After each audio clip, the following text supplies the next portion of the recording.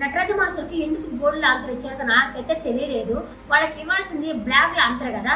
ఎందుకంటే cheater cheater cheater అని చెప్పి నువ్వు మాట్లాడావు కదా, కొంచెం నోరు అదుపులో పెట్టుకుంటే బెటరు. అందుకే మీకు వచ్చేసి కొన్ని పాయింట్స్ తగ్గిస్తున్నాము అని చెప్తే ఎంత బాగుంటుంది. వాళ్ళకి భయపడి తీసుకెళ్ళి గోల్డ్ లాంతర్ ఇచ్చినారు. ఎందుకు ఇచ్చినారో నాకు అర్థం కాలేదు.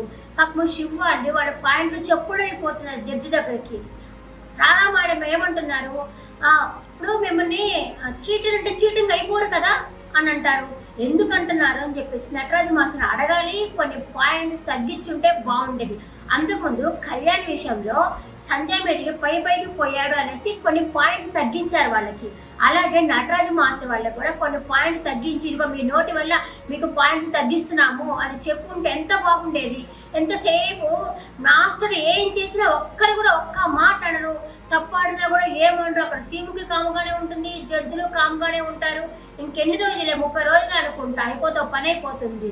ఎట్లాగా స్టార్ట్ చేసాం కదా చూద్దాం అని చెప్పి చూస్తున్నాం, కానీ ఇది సెకండ్ సీజన్ ఉండదనుకుంటా. ఇట్లాగానే చేస్తుంటే ఎంత హైప్ ఇస్తున్నారు. ఒక్క మనిషికి అంత హైప్ ఇవ్వాల్సిన అవసరం లేదు కదా. అసలు జడ్జిలే టేస్ట్ ఆ శ్రీముఖే ఉంటే అన్ని చెప్పుకొని పోతా ఉంటుంది. వాళ్ళు ఉండి సండే రోజు సాటర్డే రోజు ఏమన్నా చెప్తారనుకుంటే జడ్జి రోజు ఏం చెప్తారో ఏమి చెప్పరు. వాళ్ళు చూస్తే కదా చెప్పడానికే.